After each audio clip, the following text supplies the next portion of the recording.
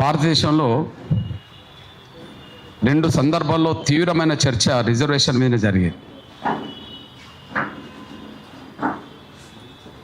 ఒకరు వద్దని, ఒకరు కావాలని. ఆ చర్చ కొంత ఘర్షణలకు కూడా దారితీసింది. కొన్ని దాడులు, ప్రతి దాడులు కూడా దారితీసింది. కొన్ని బెదిరింపులకు కూడా దారితీసింది. అంతిమంగా ఆ సమస్యలు పరిష్కారమైనాయి. ఇప్పుడు పరస్పర విమర్శలు, ఆరోపణలు, దాడులు, ప్రతి దాడులు లేవు.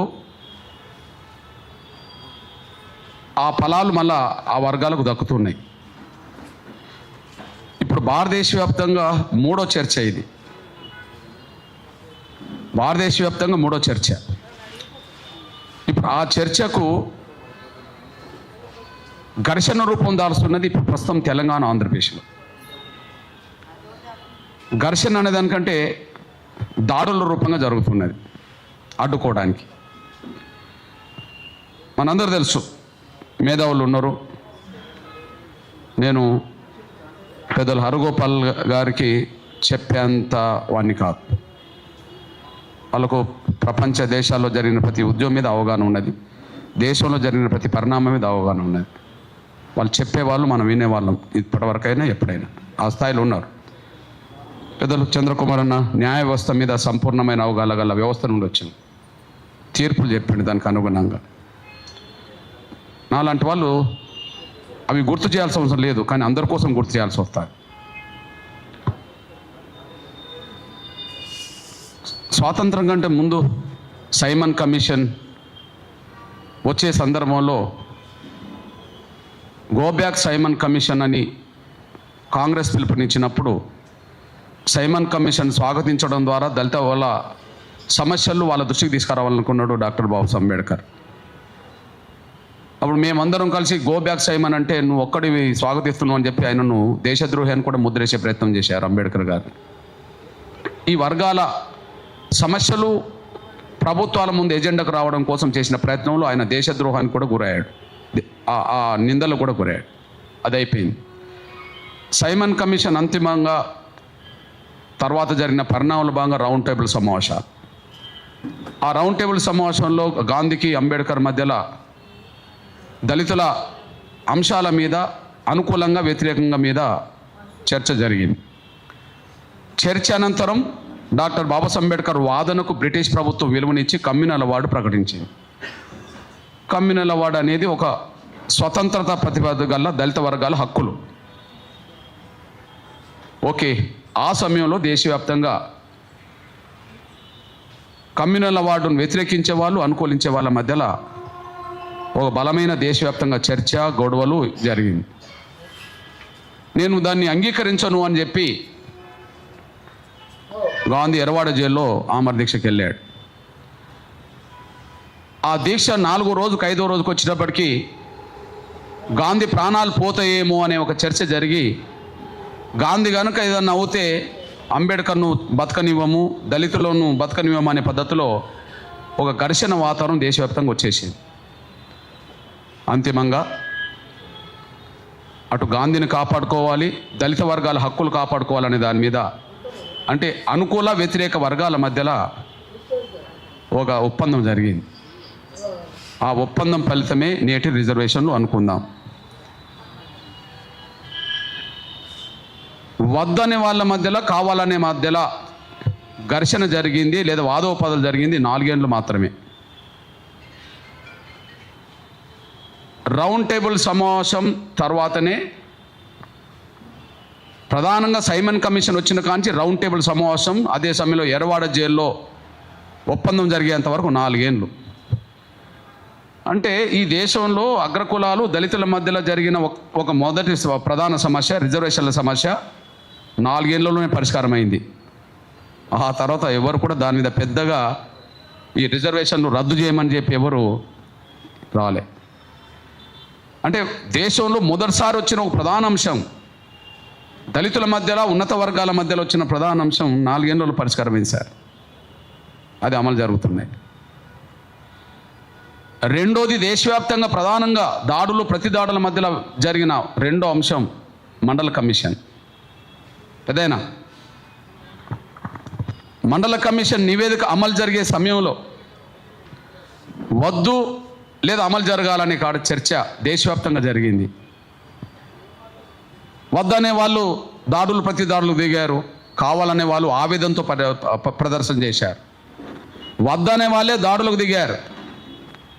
ఆనాడు అంబేద్కర్ కోరిన కమ్యూనల్ అవార్డు రిజర్వేషన్లో కావాలంటున్నప్పుడు వద్దనే వాళ్ళే దాడులు దిగారు అంబేద్కర్ మీద. మండల కమిషన్ రిపోర్ట్ అమలు జరగాలని చెప్పి పేద వర్గాలందరూ కోరుతుంటే దాన్ని అడ్డుపడే వాళ్ళే దాడులకు దిగారు దేశవ్యాప్తంగా. కానీ అంతిమంగా మండల కమిషన్ రిపోర్ట్ అమలు జరిగింది. ఇప్పుడు సమస్య లేదు. ఎంతకాలం? ఓ 2-3 ఏళ్ళు ప్రధానంగా దేశంలో పెద్దనా ఒక 2-3 ఏళ్ళు దేశవ్యాప్తంగా దాని మీద ఒక అంశంగా ముందుకు వచ్చేసింది. అంటే కావాలనుకునే ప్రజాస్వామిక ఉద్యమాలను వద్దనే వాళ్ళు అంగీకరించడానికి 2-3 ఏళ్ళు పట్టింది. కానీ ఎస్సీ వర్గీకరణ జరగాలని దళితులు మెజారిటీ కులాలు ఎస్సీ వర్గీకరణను వద్దు అని చెప్పి ఒక వర్గం ఈ మధ్యలో జరిగిన మొత్తం సారాంశంలో అడుగున 30 సంవత్సరాల పాటు అడ్డుపడుతూ వస్తున్నారు. 30 సంవత్సరాలు అడ్డుపడుతూ వస్తున్నారు సార్. 30 సంవత్సరాల పాటు అడ్డుపడకపోతే ఇప్పుడు ఎందుకు సార్ ఈ సమావేశాలు? బాధ కదా, ఆవేదన కదా. ఒక అంశం మీద 30 ఏళ్ళు ఎందుకు ఉండాలి సార్? పోనీ వర్గీకరణ మీదనే పోరాటం చేస్తున్నాం మేము, ప్రధానాంశంగా వర్గీకరణ కోసమే మాట్లాడుతున్న పోరాటం చేస్తున్నాం మేము. ఈ 30 ఏళ్ళలో ఒక వర్గీకరణ మీదనే ఉన్నామా సార్? పలు సమస్యల పరిష్కారం కోసం కూడా పోరాటాలు చేశాం సార్. మోహన్ బాబు వాళ్ళ సినిమాలో నా బ్రాహ్మణ సమాజాన్ని అవమానించినప్పుడు బ్రాహ్మణ పిల్లలు పోయి మోహన్ బాబు ఇంటికాడ చిన్న ధర్నా చేస్తే ఆ ధర్నా చేస్తున్న నా బ్రాహ్మణ తమ్ముల మీద బిడ్డల మీద మోహన్ బాబు కొడుకులు దాడులు చేయించి పరిగెత్తించి కొడితే మోహన్ బాబు బ్రాహ్మణ సమాజానికి బహిరంగ క్షమాపణ చెప్పాలని డిమాండ్ చేసి ఉద్యమం చేసింది ఎంఆర్పిఎస్. క్షమాపణ చెప్పించా.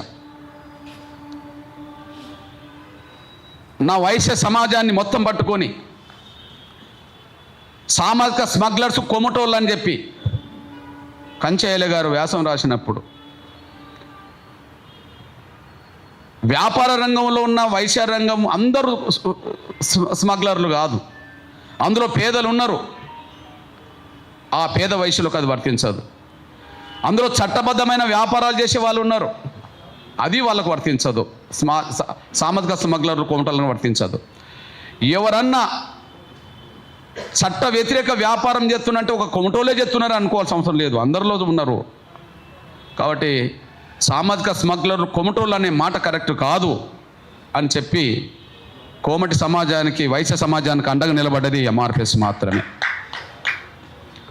మా విమలక్కను అక్రమంగా జైల్లో పెడితే మా విమలక్క విడుదల కోసం పోరాటం చేయడానికి ముందుకొచ్చింది ఎంఆర్పిఎస్.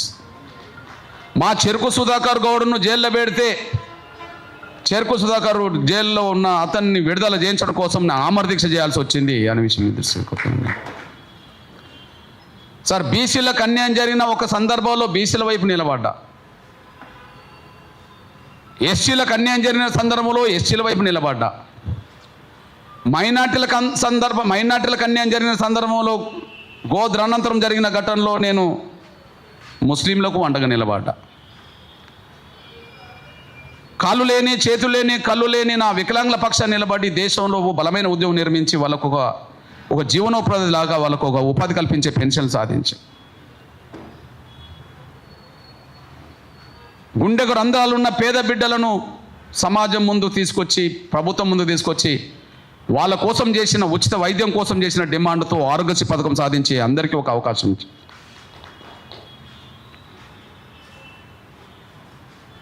ఎవరికి ఏ రూపంగా అన్యాయం జరిగినా తెలంగాణ ఏర్పడబోయే సమయంలో తెలంగాణ ఇచ్చింది సోనియా గాంధీ గారు, ఆమె తెలంగాణకు దేవత అని ఒకరంటే కాంగ్రెస్ వాళ్ళు, తెలంగాణ తెచ్చింది కేసీఆర్ ఆయన జాతిపిత అని టీఆర్ఎస్ వాళ్ళు అంటే మరి ఇచ్చినోళ్ళు దేవతలు అవుతే తెచ్చినోళ్ళు జాతిపితలైతే మరి సచ్చిన అమరులు ఏమవుతారని చెప్పి అమరుల తల్లుల కడుపుకోత మహాసభ పెట్టి ఆ అమరుల కుటుంబాలను ఆదుకోవాలని చెప్పి ఉద్యమం చేసి వాళ్ళ అంతో ఇంతో అమరుల కుటుంబాలకు కొంత మేరకు మేలు జరిగిందంటే అది ఎంఆర్పిఎస్ తమ ప్రధాన పాత్ర పోషించి యూటీ అని కేంద్ర ప్రభుత్వం అంటున్నప్పుడు ఓయిలో యూటీ అంటే యుద్ధమేనని చెప్పి యూటీ కాకుండా కాపాడడంలో ఎంఆర్పిఎస్ పాత్ర పోషించింది. కేసీఆర్ గారు ఆమర దీక్ష చేసినప్పుడు 48 గంటలు గడవక ముందే కేసీఆర్ ఖమ్మంలో దీక్ష విరమిస్తే తెలంగాణ సమాజం మొత్తం మళ్ళీ రోడ్డెక్కిన పరిస్థితిలో కేసీఆర్కి మళ్ళీ సలహా ఇచ్చి మళ్ళీ దీక్ష కొనసాగించండి అని చెప్పి ఆ సలహా ఇచ్చి దీక్ష కొనసాగించేటట్టు చేసి డిసెంబర్ 9 రాత్రి వరకు ఆయన వెంబడే ఉండి ఆ రాత్రి మళ్ళీ డిసెంబర్ 9 ప్రకటన వచ్చిన తర్వాత ఆయనకు నిమ్మరసం ఇవ్వడంలో కూడా ఎంఆర్పిఎస్ ప్రధాన పాత్ర పోషించింది. వృద్ధులకు వితంతులకు వాళ్ళ పెన్షన్ పెరగాలని చెప్పి పోరాటం చేసి వాళ్ళ పెన్షన్ భారతదేశం లెక్కలేని విధంగా పెన్షన్ పెరిగేటట్టు చేసింది. తెల్ల రేషన్ కార్డు బియ్యం కోట 4 కిలోలు ఉంటే పేదవాడి బియ్యం కోట పెరగాలని చెప్పి ఎక్కడ లేని విధంగా ఇంకొక 2 కిలోలు పెంచి 6 కిలోలు చేసడంలో ఎంఆర్పిఎస్ పాత్ర పోషించింది. సెంట్రల్ యూనివర్సిటీలో తమ్ముడు ఆత్మహత్య చేసుకున్న తమ్ముడికి వేములకు న్యాయం జరగాలి, ఆ కుటుంబానికి న్యాయం జరగాలి, దోషులను శిక్షించాలని చెప్పి అందరికంటే ముందు ఉద్యమం చేసింది ఎంఆర్పిఎస్. ప్రణయ్ని దారుణంగా చంపితే అక్కడికి ఎవరు వెళ్ళలేని సమయంలో వెళ్ళి ఆ ప్రణయ్కి జరిగిన అన్యాయాన్ని ఎదుర్కొని పోరాటంలో ముందు వరుసలు నిలబడ్డది ఎంఆర్పిఎస్. ఎవరికి ఎక్కడ అన్యాయం జరిగినా వీలైన మేరకు అండగా నిలబడాలని చెప్పి ఎంఆర్పిఎస్ తమ వంతు పాత్ర పోషించుకుంటూ వచ్చేసింది. ఒకవైపు వర్గీకరణ అంశాన్ని వదలకుండానే మరొక వైపు సమాజం పట్ల బాధ్యత వివరిస్తూ వచ్చారు. ఇకపోతే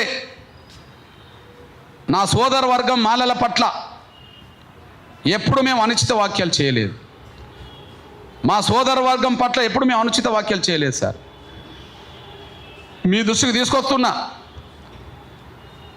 82, 83 అంటే సార్ 94లో ఎంఆర్పిఎస్ ఏర్పడ్డది. 82, 83లోనే మా ఊరిలో సామాజిక వివక్షతను పాటించే ఉన్నత వర్గాలకు మాకు మధ్యలో జరిగిన ఘర్షణలో ప్రధాన సమస్య మా మాల చెల్లె మీద అత్యాచారయత్నం జరిగినప్పుడు మా మాల చెల్లెను కాపాడుకోవడం వాళ్ళ అన్న ప్రయత్నం చేస్తే అన్న మీద దాడి జరిగితే ఆ దాడిని తిప్పికొట్టడం కోసం జరిగిన ఘర్షణలో 82, 83లో వాళ్లకు మాకు మధ్యలో జరిగిన ఘర్షణలో ఎదుటోళ్ళు ఒకరు చచ్చిపోతే చిన్న వయసులోనే నేను జైలు పాలయ్యాను. 83లో అంటే 41 సంవత్సరాల క్రితం ఎంఆర్పిఎస్లో మా చిన్న వయసులోనే మేము జైలుకి వెళ్ళాల్సిన పరిస్థితి మా మాలల కోసం వచ్చేసింది. అప్పుడు బాలగోపాల్ గారు మాకు రక్షణ కవచంగా నిలబడ్డాడు ఆ రోజుల్లో. అప్పుడు హన్మకొండ చౌరాస్తా దగ్గర ఒక చిన్న రూమ్లో గదిలో ఉండేవాడు. మా దగ్గరకు వచ్చి మమ్మల్ని కాపాడే ప్రయత్నం చేశాడు. సరే, కారణాలు ఏమైనా విప్లవోద్యమం నుంచి కొంత ఇబ్బందులు ఉన్న సమయంలో బయటకు వచ్చినప్పుడు బతకడం కోసం ప్రకాశం జిల్లాకి వెళ్ళే సమయంలో ఆడ చీమకుర్తిలో 3 మాల అమ్మాయిలు ఏసమ్మ, రాములమ్మ, అంజమ్మ అని 3 మాల అమ్మాయిల మీద అత్యాచారాలు చేసి దారుణంగా చంపినప్పుడు గ్రానైట్ క్వారీలో నేను అక్కడికి వెళ్ళి దళిత ఉద్యమం నిర్మించడంలో 9 నెలలు నేను మాలపల్లెలో పడుకున్నా. కందుకూరు బృందావనంలో పీడిఎస్ బలంగా ఉన్న సమయంలో అగ్రవర్ణాలకు సంబంధించిన వాళ్ళు పీడిఎస్ను టార్గెట్ చేయడానికి మాలపల్లెలో దాడి చేస్తే కట్టా విజయసారథి అని ఒక మాల తమ్ముడు చంపబడితే అక్కడ నేను 6 నెలలు బృందావనం మాలపల్లెలో పడుకున్నాను. ఇదంతా ఎంఆర్పిఎస్ ఏర్పడక ముందు. కారంచేడు జరిగినప్పుడు మేము తెలంగాణ జిల్లాలో విప్లవోద్యమంలో భాగస్వాములు అయినాం. కానీ ఆడ మీటింగ్ జరుగుతుంటే పోయొచ్చే వాళ్ళం. కానీ చుండూరు జరిగే సమయానికి మేము అక్కడికి వెళ్ళి చుండూరులో నేను 3 నెలలు పడుకున్నాను నేను మాలపల్లెలో. అక్కడి నుంచి మీరు ఒక్కసారి గమనిస్తే ఎంఆర్పిఎస్ ఏర్పడ్డ తర్వాత కూడా మా వైఖరి మా సోదరుల పట్ల ఎప్పుడు మారలేదు. ఒక అంశం మీద న్యాయమైన ఉద్యమం చేస్తున్నాం కానీ వాళ్ళకు వ్యతిరేకించో వాళ్ళని దూషించో మేము ఉద్యమం చేయలేము. మాకు అన్యాయం జరిగిన విషయాలు సమాజం ముందు తీసుకొచ్చి మాదిగ జాతిని చైతన్యం చేసి మాదిగలతో పాటు ఇంకా దళిత కులాన్ని చైతన్యం చేసి సమాజానికి మాకు జరిగిన అన్యాయాన్ని వివరించడంలో ముందుకెళ్ళాము. కానీ వాళ్ళతో మేము ఎప్పుడు ఘర్షణకు దిగలేదు. కానీ వాళ్ళు దిగారు. సార్, మీ అందరూ తెలుసు, గద్దరన్న మీద కాల్పులు జరిగే సమయానికి పౌరక సంఘాలతో పాటు ఎవరు కూడా రోడ్డు మీద ధైర్యంగా తిరగలేని రోజులు సార్. అప్పుడు అంటే బహిరంగంగా వచ్చి తిరగడానికి ప్రయత్నం చేయని సమయంలో గద్దరాన్ని మీద కాల్పులు జరిపినప్పుడు ఆ కాల్పులకు నిరసనగా రాష్ట్ర బంద్ కాలు ఇవ్వడంలో ఎంఆర్పీఎస్ ప్రధాన పాత్ర పోషించింది. రోడ్డు మీదకి వచ్చి బంద్ చేశారు. ఇప్పుడు తమ్ముళ్ళు చెప్పారు, ఏ శంకర్రావు అయితే ఇప్పుడు వర్గీకరణ వ్యతిరేకించే ఒక కుటుంబానికి అల్లుడో, ఆ శంకర్రావు గారు మంత్రిగా ఉన్నప్పుడే ఎల్బీ నగర్లో సబితా ఇంద్రారెడ్డి గారు కొడుకు సంతోష్ రెడ్డి కొంతమంది వ్యక్తులందరూ కలిసి ఒక మంత్రిని దారుణంగా కొట్టి పరిగెత్తిస్తే ఆయన మంత్రి ఉన్న సమయంలో ఒక ఇంట్లో పోయి దాక్కునే పరిస్థితి వచ్చేసింది. ఆయన ఆత్మగౌరవం నిలబెట్టడం కోసం మళ్ళీ ఇంటికాడ నుంచే మళ్ళీ ప్రదర్శన చేసి ఆయనను గౌరవించుకునే కాడ, అదే సమయంలో నిందితులు శిక్షించే కాడ ఎంఆర్పీఎస్ మా సోదరులకు అండగా నిలబడ్డారు. కారణాలేమైనా ఒకరోజు మన కోదండరామ్ గారు గీతారెడ్డి గారి మీద మాట జారాడు, గీతమ్మకు వాత పెడితేనే తెలంగాణ వస్తుంది అని చెప్పి. సార్, ఒక దళిత ఆడబిడ్డ, ఏ ఆడబిడ్డ మీద కూడా అట్లా మాట్లాడద్దు, ఏ ఆడబిడ్డ మీద అట్లా మాట్లాడద్దు సార్, ఒక దళిత ఆ బిడ్డ మీద నువ్వు అట్లా మాట్లాడడం తప్పు అని చెప్తే ఆయన ముందు నేను అనలేదని తప్పించుకున్నాడు. తర్వాత రికార్డు పరంగా దొరికిన తర్వాత ఖచ్చితంగా క్షమాపణ చెప్పమని చెప్పి డిమాండ్ చేసి ఉద్యమం చేస్తే ఆయన తర్వాత వెనుకకు తగ్గిన విషయం మీకు తెలుసు. మీ అందరూ తెలుసు, ఢిల్లీలో చంద్రరావు అనే ఒక ఆఫీసర్, మాల్ ఆఫీసర్ మీద అప్పుడు ఒక పేద రెడ్డి తమ్ముడు తెలంగాణ కోసం చనిపోయినప్పుడు ఆయన డెడ్ బాడీని ఆంధ్రప్రదేశ్ భవన్లోకి తీసుకెళ్ళాలనుకున్నప్పుడు అక్కడ ఐఏఎస్ ఆఫీసర్ అడ్డం పడ్డాడు. కానీ నేను రెండో ఆఫీసర్గా దళితుడు ఉండడం వల్ల ఐఏఎస్ ఆఫీసర్ సంబంధించిన మీద ఆయన పడకుండా హరీష్ రావు పిడిగుద్దులు గుద్ది ఆయనను అవమానిస్తే చంద్రరావుకు క్షమాపణ చెప్పాల్సిందని చెప్పి హరీష్ రావుతో క్షమాపణ చెప్పడంలో ఎంఆర్పీఎస్ ప్రధాన పాత్ర పోషించింది. కారంచేడు, చుండూరు తర్వాత బలమైన పెద్ద దాడి గురైన గ్రామం లక్ష్మీపేట, శ్రీకాకుళం జిల్లా లక్ష్మీపేట. కారంచేడునప్పుడు ఎంఆర్పీఎస్ లేదు, చుండూరు అప్పుడు ఎంఆర్పీఎస్ లేదు. కానీ నేను కారంచేడు విజయనగర్ కాలనీలోనే నేను సంవత్సరాల పాటు ఉన్న ఈ ఎంఆర్పీఎస్ ఏర్పాటు చేసే క్రమంలో. చుండూరు అప్పుడు ఎంఆర్పీఎస్ లేదు, కానీ లక్ష్మీపేట వచ్చేటప్పటికి ఎంఆర్పీఎస్ బలమైన ఉద్యమంగా మారింది. ఆ లక్ష్మీపేటలో ఎంఆర్పీఎస్ మాత్రమే లక్ష్మీపేట మాలలకు అండగా నిలబడి ఉద్యమం చేసింది. 6 చంపబడ్డ కాడ.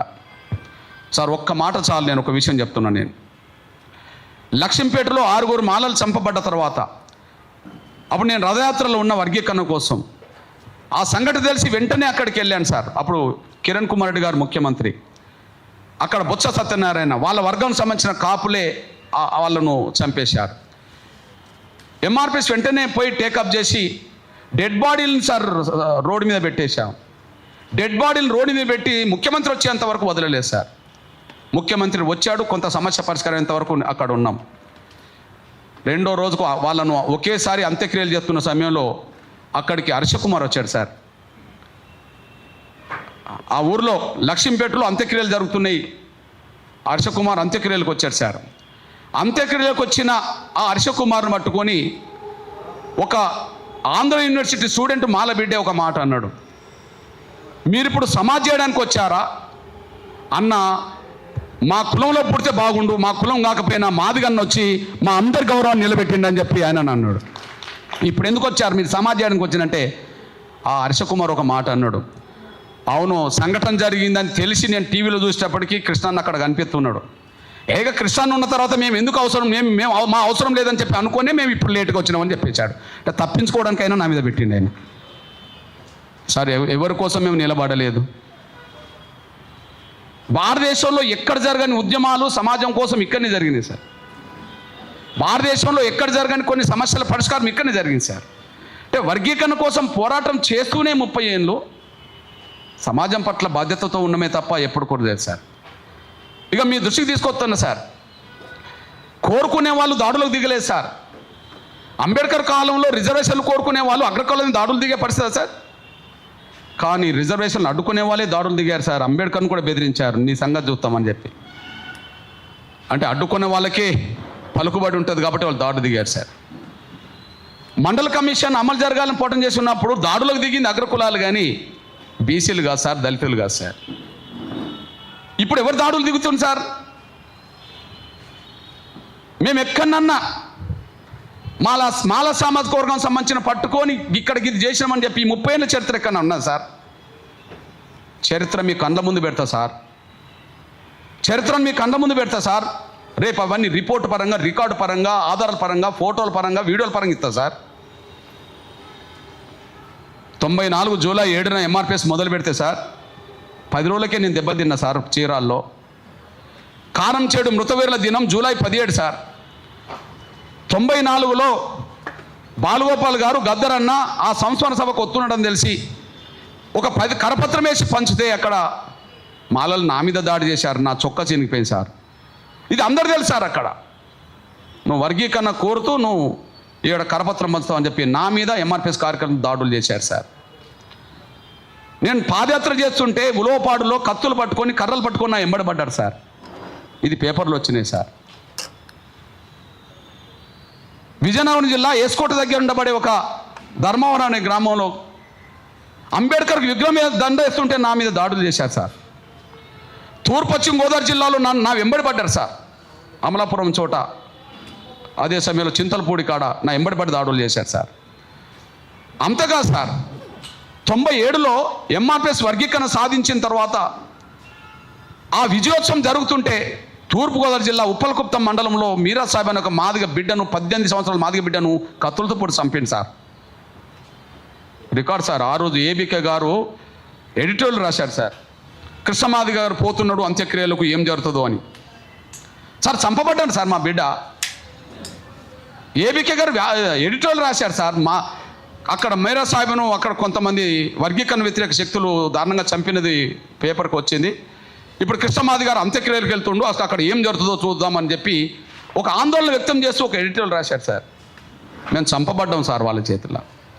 నేను ఇంకొక అవన్నీ మీకు రికార్డ్ ఇస్తా సార్. ఇవన్నీ ఎప్పుడు చెప్పలేదు సార్. ఇంకొక విషయం సార్, పశ్చిమ గోదావరి జిల్లాలో కొవ్వూరుకు దగ్గర సార్ తిరుగుడుమెట్ట పెద్దేవం అనే గ్రామాలనే సార్, మలకల్పల్లి అని సార్. ఒక్కరోజు వర్గీకరణకు మీటింగ్ పెట్టుకుంటే మీటింగ్ మీద దాడులు చేస్తే తప్పించుకొని ఒకరు ఇంట్లో ఉంటే సార్, ఆ ఇల్లు పైకి నుండి కిందికి వచ్చి మొత్తం తింటున్నవన్నీ మొత్తం నరికితే అన్నం ముద్దల మీద పడ్డారు సార్ రక్తం అంతా. భయానికి భయపడి పరిగెత్తుతుంటే చిర్రనాగేశ్వర్ అనే ట్రైన్ కింద పడి చచ్చిపోయింది సార్. మొగోళ్ళు ఎవరు లేరు సార్. ఒక ఫోటో మీకు పంపుతా. ఆయన అంత్యక్రియలు చేయడానికి ఊర్లో మొగోళ్ళు ఎవరు లేరు సార్. పాడే గట్టింది మహిళలు సార్, పాడే మోసింది మహిళలు సార్, ముందు ఏడ్చుకుంటూ పోయింది మహిళలు సార్, వెనక ఏడ్చుకొని వచ్చింది మహిళలు సార్. ఒక్క పురుషుడు లేడు సార్ ఆడ, ఒక్క పురుషుడు లేడు సార్. మీరు అవి చూస్తే అంటే ఈ ఈ ఈ తెలుగు నేల మీద ఇట్లా జరిగినాయి అంటారు సార్. ఈ దేశంలో ఎక్కడన్నా ఎవరన్నా ఒకరు చనిపోతే, ఒక అమ్మాయి ఒక స్త్రీ చనిపోయినా ఒక పురుషుడు చనిపోయినా అసలు పూర్తి స్థాయిలో 100% మహిళలే అంత్యక్రియలు చేసిన వాళ్ళు ఎక్కడన్నా ఉన్నారు చూస్తారా సార్. పాడే గట్టింది మహిళలు, పాడే మోసింది మహిళలు, ముందు ఏడ్చింది మహిళలు, వెనక ఏడ్చింది మహిళలు, సమాధి చేసింది మహిళలు. దాడులో గురైన చంపబడ్డం. కొల్లాపూర్లో సార్ నేను అంబేద్కర్ విగ్రహానికి దండేయడానికి ప్రయత్నం చేస్తే ఊరొచ్చి నా మీద పడ్డది, అన్నది పడ్డది సార్. పేపర్లు రాసింది సార్, కృష్ణమాదిగ మీద పిడుగుతులు గుద్దిండి అని చెప్పి. ఆ రోజు రాళ్లతో దాడి చేస్తే సార్ తలలు పగిలినాయి, కాళ్ళు ఇరిగినాయి, చేతులు ఇరిగినాయి, మొత్తం ఊడ్చుకుపోయింది సార్. పేపర్ కట్టింగ్ చూస్తే ఇంత దాడి జరిగిందని చెప్పి చూస్తారు సార్. రేపు పేపర్ కట్టి చెప్పిస్తా. అట్లాంటి సంఘటనలో పాల్గొని మా మీద దాడులు చేసిన వాళ్లకు 2 పోలీసు ఉద్యోగాలు వచ్చినాయని చెప్పి మాలమోహన్ లీడరు ఇదే చెన్నై నా దగ్గరికి వచ్చారు సార్. మాలమోహన్ లీడరు ఒక చెన్నై వచ్చింది సార్ నా దగ్గరికి. అన్న మీ మీద దాడి చేసిన కేసులో ఇద్దరు పోలీసు డ్యూటీ అది జాబ్ వస్తుందన్న, ఆ కేసు ఉంటే వచ్చేటట్టు లేదంటే నేను బలవంతంగా ఎంఆర్పిఎస్ కార్యకర్తలు ఒప్పించి జరిగిందో జరిగింది, పిల్లల పొట్టగొట్టద్దని చెప్పి వాళ్ళకు ఉద్యోగాలు రావడానికి ప్రయత్నం చేశాను సార్. జరిగిందో జరిగింది సార్. ఇవన్నీ పడుతూ వచ్చాను సార్.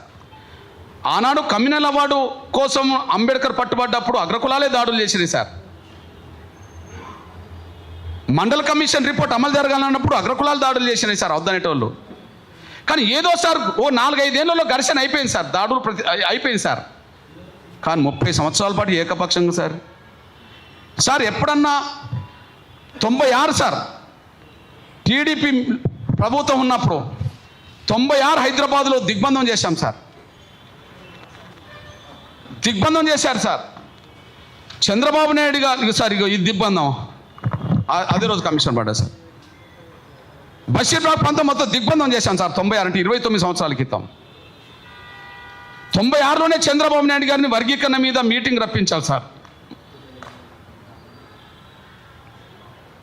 సార్ 96 మొదలుకొని మొన్న 2023 నవంబర్ 11 వరకు పరేడ్ గ్రౌండ్లో ఎన్నో మీటింగ్లు పెట్టాము సార్. లక్షల సంఖ్యలో వచ్చారు సార్. ఆ లక్షల సంఖ్యల వేదికల మీద ఎప్పుడన్నా మేము తొడలు కొట్టామా సార్? మేము ఎప్పుడన్నా మీసాలు తిప్పామా సార్? మేము ఎప్పుడన్నా తొక్కుకుంటూ పోతామన్నావా సార్? అవసరం అనుకుంటే చంపేస్తామని అన్నావా సార్? ఎక్కడన్నా వాళ్ళ భాష ఏంటి సార్? ఇప్పటికే వాళ్ళ మాటలు ఏంటి సార్? ఆవేదన ఎవరికి ఉన్నది సార్? మాకున్నది. ఆవేశం ఎవరికి రావాలి సార్? మాకు రావాలి. ఎవరో ఓపిక పడుతున్నాం సార్? ఎవరు సహనంతో ఉద్యమం చేస్తున్నాం సార్? ఇన్ని ఉద్యమాలు ఎక్కడన్నా ఇన్ని జరిగినాయి సార్. మా మీద పలాని కాడ దాడి జరిగిందని చెప్పి ఎవరైనా అనిపిస్తారా సార్? బూటకం ఎన్కౌంటర్ జరిగిన చోట కూడా సార్ చాలా దిక్కులో నేను వెళ్ళాను సార్, మీరు చూశారు. మా మాల తమ్ములు సిరిసిల్ల జగిత్యాల దగ్గర 3 చంపబడితే ఎవరు వెళ్ళని కాడికి వెళ్ళి నేను వాళ్ళని సమాధి చేసి వచ్చాను సార్ అంత్యక్రియలో.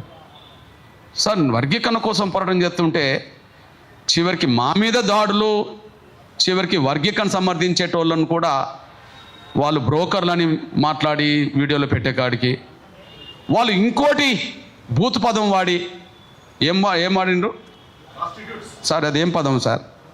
ఇప్పుడు వర్గీకరణ సమర్థించేట వాళ్ళందరూ గా మాట మాట్లాడితే వర్గీకరణ కోరుకుంటే మా మీద దాడులు చేస్తా అంటాన్రు, తొక్కిపోతామంటాన్రు. వర్గీకరణ సమర్థించే వాళ్ళు బ్రోకర్లు అంటాన్రు, ఇంకోటి అంటారు. ఎవరు చెప్పాలి సార్ వాళ్ళకి? 30 ఏళ్ళ సార్.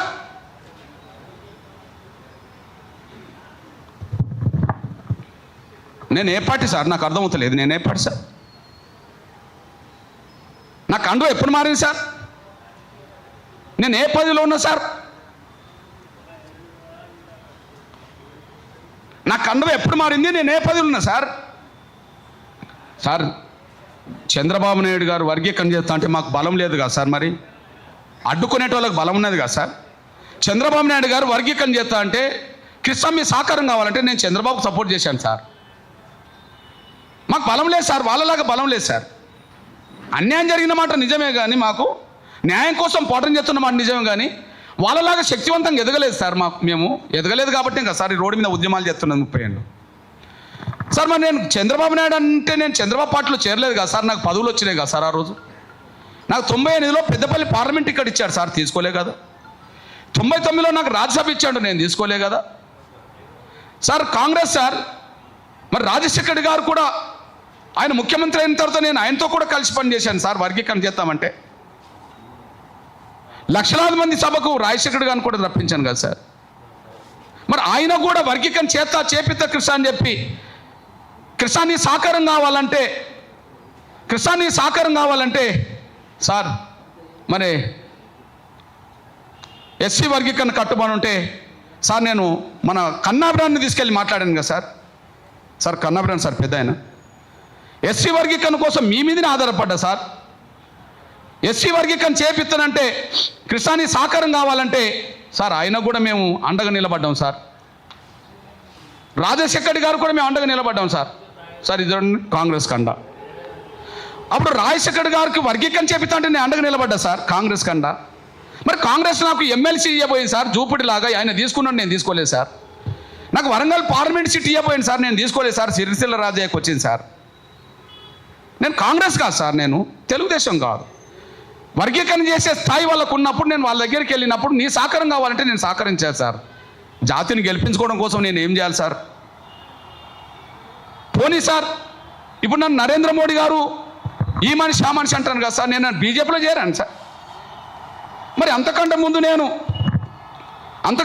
నేను మరి రాహుల్ గాంధీ దగ్గర కూడా పోయాను కదా సార్. అంతకంటే ముందు నేను వాళ్ళ ప్రభుత్వం ఉన్నప్పుడు నేను సోనియా గాంధీ దగ్గర కూడా పోయాను కదా సార్. పోనీ యువనేతగా ఆయన దేశంలో చక్రం తిప్పుతున్నప్పుడు ఆయన కూడా నేను వినతి పత్రం ఇచ్చాను కదా సార్. వర్గీకరణ చేపిస్తా కృష్ణ అంటే కాంగ్రెస్ సపోర్ట్ ఇచ్చినప్పుడు ఆయన నేను వేదిక మీద కూడా పంచుకున్నాం కదా సార్. ఆయన నేను వేదిక మీదగా పంచుకున్నాం కదా సార్. మరి నేనేమన్నా కాంగ్రెస్ సార్ వాళ్ళు ఇచ్చిన పదవిని తీసుకున్నానా? ఇంకొక విషయం సార్, మొత్తం 30 ఏళ్ళలో 2023 అంటే అర్థమే సార్ 29 ఏళ్ళకి సార్. 94 ఉద్యమం మొదలు పెడితే గౌరవ నరేంద్ర మోడీ గారు ప్రధానమంత్రిగా వేదిక మీదకి వచ్చింది 2023 నవంబర్లో కదా సార్. మరి 29 సంవత్సరాలు నాకు బీజేపీ సంబంధం లేదు కదా సార్. 29 సంవత్సరాలు నేను బీజేపీ సంబంధం లేదు సార్. సార్ 29 సంవత్సరాలు పక్కకు పెట్టు, అంతకు 2022లో అదే ప్రేరేడ్ గ్రౌండ్లో ప్రధానమంత్రి ఉపన్యాసాన్ని అడ్డుకుంటే మా పిల్లలు దెబ్బలు తిన్నారు సార్. 2022లో బీజేపీ జాతీయ కార్యవర్గ సమావేశాలు నోవెటల్లో జరిగితే 3 రోజుల పాటు కేంద్రం దేశంలో బీజేపీ నాయకత్వం అంతా హైదరాబాద్లో తీసేస్తే ఏ ఒక్కరు కేంద్రానికి వ్యతిరేకంగా బీజేపీ వ్యతిరేకంగా రోడ్ ఎక్కలే సార్. ఏ ఒక్క పార్టీ రోడ్ ఎక్కలే, వామపక్షాలతో సహా, కాంగ్రెస్తో సహా, బీఆర్ఎస్తో సహా ఎవరు రోడ్ ఎక్కలే. ఫాసిస్ట్ ప్రభుత్వం అని ఇప్పుడు అంటున్నారు, ఇంకోటి అంటున్నారు నియంత్రణ అంటారు కదా సార్. 2 ఏళ్ల నుంచే ఫాసిస్ట్ ప్రభుత్వమా సార్ వాళ్ళు? మొదటి నుంచి అనుకుంటే మరి వాళ్ళు ఇక్కడ ఉన్నప్పుడు తెలుగు గడ్డ మీద ఒక్కరు రోడ్ ఎక్కలే సార్. కానీ ఎస్సీ వర్గీకరణ జరగకుండా ఇక్కడ ఎట్లా జరుగుతారని చెప్పి ఎంఆర్పిఎస్ రహదారులకు మొత్తం బంద్ పిలుపునిచ్చింది సార్. నేను ఇంద్ర పార్కులో నల్ల జెండా ప్రదర్శన చేశాను సార్. వాళ్ళ మీటింగు నోవెటల్లో జరుగుతుంటే నోవెటల్ ముట్టడించి ఎంఆర్పిఎస్ నాయకులు అరెస్ట్ అయ్యాను సార్. అదే రోజు ప్రధానమంత్రి ఉపన్యాసం పరేడ్ గ్రౌండ్లో జరుగుతుంటే ఆ పరేడ్ గ్రౌండ్లో నిరసన వ్యక్తం చేయడానికి వెళ్ళిన కార్యకర్తలు గౌరవ నరేంద్ర మోడీ గారు మీటింగ్లో మాట్లాడుతుంటేనే మా వర్గీకరణ గురించి మాట్లాడు, లేకపోతే ఎందుకు ఇక్కడ ఉంటారని చెప్పి ఎదుర్కొని ముందుకెళ్తుంటే వేలాది మంది వచ్చి మా పిల్లల మీద దాడులు చేశారు సార్. తలలు పెట్టారు సార్. ఆ రోజు కాలు చెక్కలు ఇరిగినాయి, నడుములు ఇరిగినాయి. ఇప్పుడు ఆ సీన్ చూస్తే వాళ్ళు కొడుతున్నప్పుడు వీళ్ళు ఆ కొడుతున్న సీన్ ముడుతుంటే మీరు చూడలేరు సార్.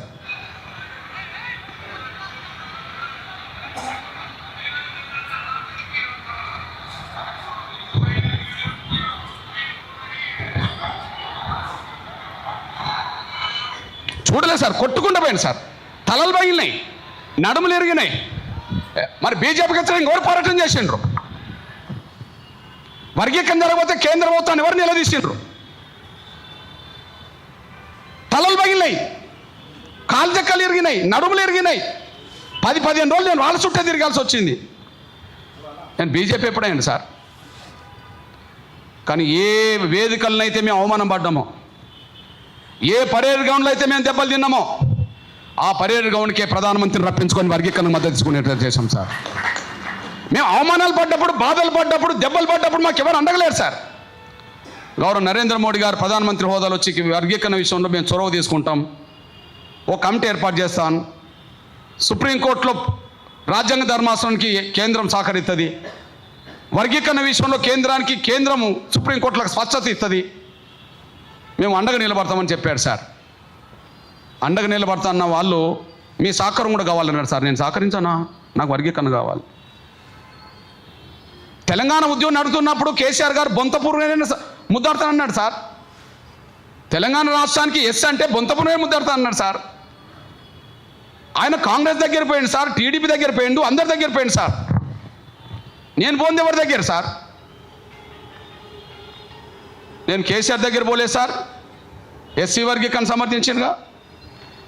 అప్పుడు పిసిసి అధ్యక్షుడు ఎవరు సార్? డి శ్రీనివాస్ వర్గీకరణ సమర్థించి లేఖ రాసింది కదా.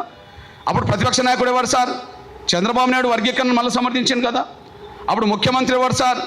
రోషే గారు వర్గీకరణ సమర్థించి లేఖ రాసింది కదా. ఆ సమయంలో బీజేపీ అధ్యక్షుడు ఎవరు సార్? గడ్కర్ గారు వర్గీకరణ సమర్థించి లేఖ రాసింది కదా.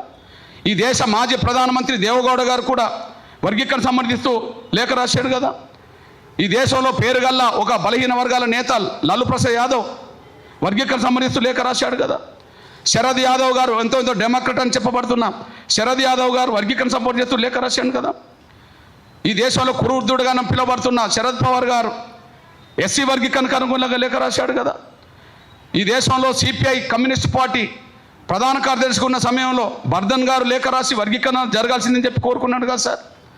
ఈ దేశంలో సిపిఎం పార్టీ ప్రకాష్ కారత్ గారు నుంచి మొదలుకొని ఏచూరు గారు వరకు ఎస్సీ వర్గీకరణ జరగాల్సిందని చెప్పి లేఖ రాశాడు కదా సార్. శివసేన ఎస్సీ వర్గీకరణ జరగాలని చెప్పి లేఖ రాసింది కదా సార్. శిబు సోరెన్ గారు ఎస్సీ వర్గీకరణ జరగాలని చెప్పి జార్ఖండ్ నేత లేఖ రాసి వర్గీకరణ సమర్థించారు కదా సార్. శివసేన ఎస్సీ వర్గీకరణ సమర్థిస్తూ లేఖ రాసి మాకు అండగా నిలబడ్డది కదా సార్.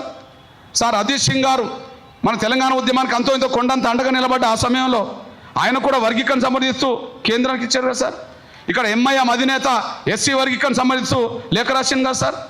అప్పుడు ప్రజారాజ్యం ఉన్నది సార్, చిరంజీవి గారు ఎస్సీ వర్గీకరణ సంబంధించి లేఖ రాశారు సార్. అప్పుడు లోక్సత్తా జయప్రకాష్ నారాయణ ఎమ్మెల్యేగా ఉన్నాడు సార్, ఏబిసిడి వర్గీకరణ జరగాలి సార్. ఇన్ని పార్టీల దగ్గరికి పోయాను సార్,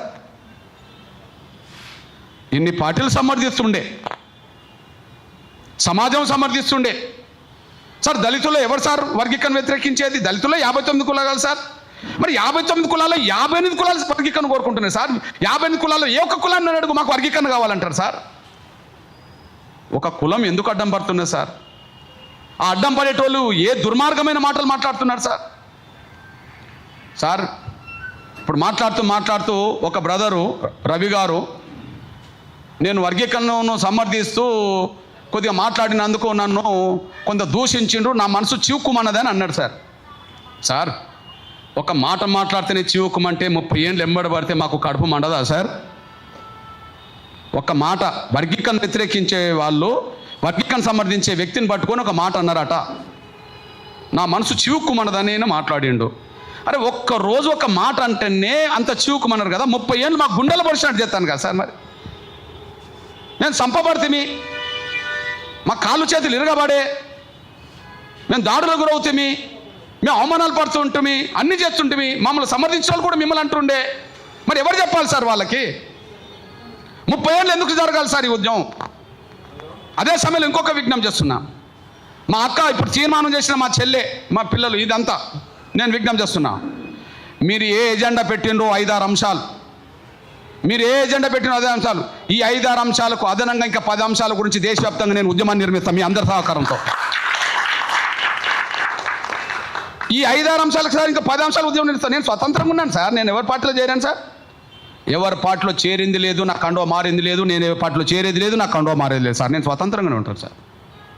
భవిష్యత్తు రోజుల్లో మీరు చూడండి సార్, భవిష్యత్తు రోజుల్లో మీరు చూడండి, ప్రజాస్వామిక డిమాండ్లు సమాజం కోసం ఎన్నైతుంటాయో వాటన్నిటిని ఎలుగెత్తి చాటే కాడ అందరితో పాటు నేనే ముందట్టుకుంటా మీ అందరి సమక్షంలో. ఇంకా అంతకంటే కావాల్సింది సార్. కానీ ఈ సమస్య మీదనే పెడుతుంది కదా సార్ 30 ఏళ్ళు, ఈ సమస్య మీదనే పెడుతుంది కదా సార్ 30 ఏళ్ళు.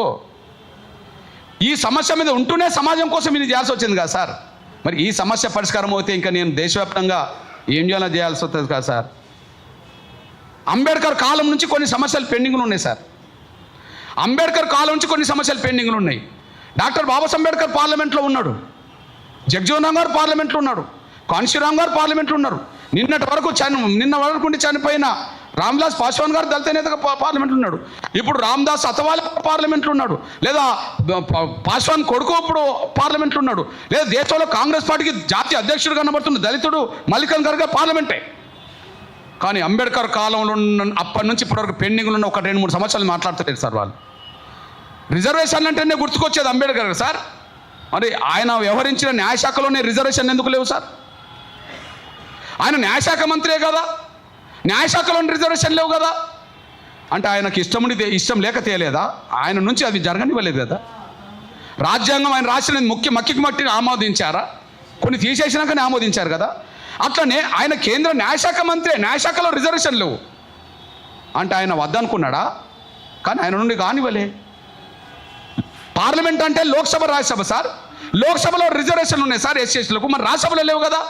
మరి డాక్టర్ బాబాసాహెబ్ అంబేద్కర్ ఎప్పుడు లోక్సభ సభ్యుడు కాదు కదా, ఎప్పుడు రాజ్యసభ సభ్యుడే కదా. ఆయన ఉన్న రాజ్యసభలో రిజర్వేషన్ లేవు, ఆయన ఉన్న న్యాయశాఖలో రిజర్వేషన్ లేవు అంటే కానివ్వలేదు కదా. భూమి సమస్య భూమి సమస్య జాత్యం చేయాలని అంబేద్కర్ అన్నాడు కదా.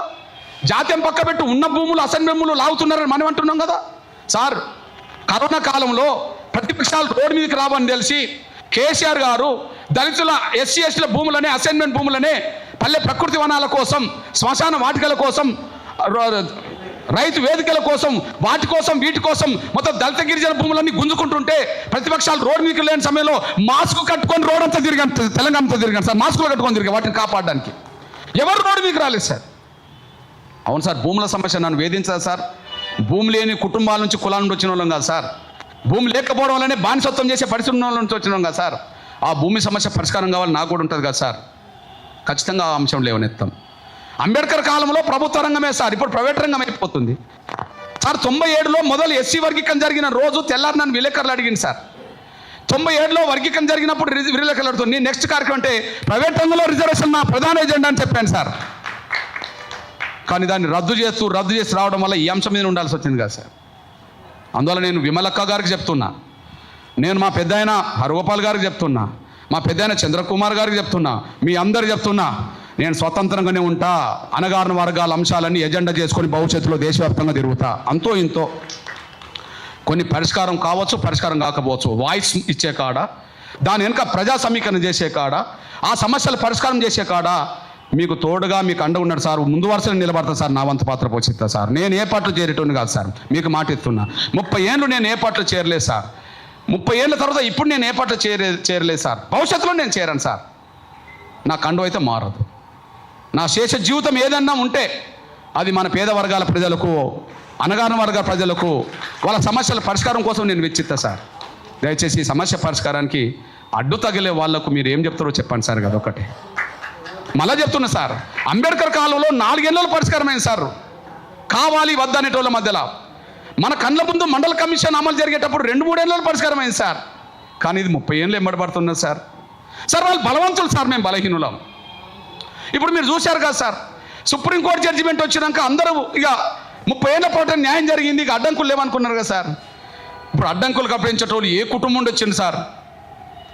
లక్షల కోట్ల రూపాయల వ్యాపారాలు గల కుటుంబం సార్, వెంకటస్వామి కుటుంబం. మా తండ్రి కూలేవాడు సార్, వాళ్ళ తండ్రి కేంద్ర మంత్రి అయినాడు సార్. మా తండ్రి కూలేవాడు సార్, వాళ్ళ తండ్రి కేంద్ర మంత్రి సార్.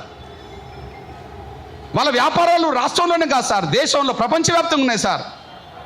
లక్షల కోట్ల రూపాయల సంపాదన పరులు వాళ్ళ సమాజాన్ని పక్కదారి పట్టించి రోడ్డు మీదకి వచ్చి వర్గీకరణ జరగనీయమంటారు సార్. రాజకీయంగా వాళ్ళు శక్తివంతులు సార్. మా కుటుంబంలో మేము వార్డు మెంబర్ కాలేదు సార్, కానీ వాళ్ళ కుటుంబంలో ఏకదాటిగా 3 పదవులు ఉన్నారు సార్ ఒక కాలంలో. ఈ కాలంలో ఎంత శక్తివంతమైన కుటుంబం అంటే భారతదేశంలో ఏకకాలంలో చట్టసభలో 3 పదవులు పొందే అంత శక్తివంతులు సార్ వాళ్ళు. సోనియా గాంధీ గారి కుటుంబానికి 3 పదవులు ఉన్నాయి, వాళ్ళు శక్తివంతులే కదా. సోనియా గాంధీ రాజ్యసభ సభ్యురాలు, లోక్సభ సభ్యుడు రాహుల్ గాంధీ, మళ్ళీ లోక్సభ సభ్యురాలు ప్రియాంక గాంధీ, 3 సార్. మళ్ళీ దక్షిణాది రాష్ట్రాల్లో ఆ 3 పదవులు కాంగ్రెస్ పార్టీలో మాలలకే ఉంటాయి సార్. మల్లికార్జున్ ఖర్గే రాజ్యసభ ప్రతిపక్ష నాయకుడు సార్. వాళ్ళ అల్లుడు ఎంపీ సార్ గుల్బర్గా, వాళ్ళ కొడుకు ఇప్పుడు సిద్ధరామయ్య గవర్నమెంట్లో మంత్రి సార్. వాళ్ళు మాలలు అంటారు సార్. ఇక్కడ చూడండి సార్, ఇప్పుడు వెంకటస్వామి పెద్ద కొడుకు బెల్లంపల్లి ఎమ్మెల్యే సార్. ఇప్పుడు వర్గీకరణ జరగనీయమని చెప్పి మీటింగ్ పెడుతున్న ఆయన చెన్నూరు ఎమ్మెల్యే సార్.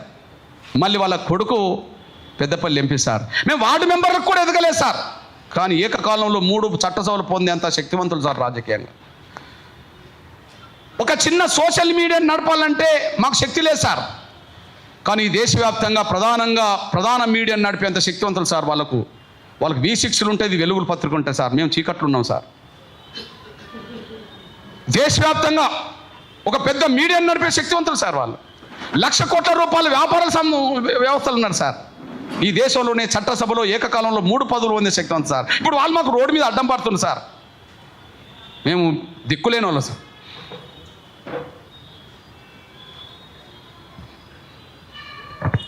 కాపాడండి సార్, కాపాడండి సార్, న్యాయాన్ని కాపాడండి సార్. దోషులు ఎవరో చెప్పండి సార్. ఇద్దరి మధ్యలో వివాదం ఉన్నది, ఘర్షణ ఉన్నది, ఇద్దరి మధ్యలో చెప్పబాకండి సార్. దయచేసి అడ్డుకునే వాళ్ళను దోషులుగా చెప్పండి, వాళ్ళని మనసన్న మార్చండి. కోరుకుంటున్న వాళ్ళకు సంపూర్ణంగా ఉండి భాగస్వాములు కాండి. త్వరగా వర్గీకరణ సమస్య పరిష్కరిస్తే దేశం మొత్తం మీద అణగారిన వర్గాల బతుకులు మార్చడానికి నా వంతు పాత్ర పోషిస్తానని కూడా గుర్తు చేస్తూ ముగిస్తున్నా సార్. ధన్యవాదాలు.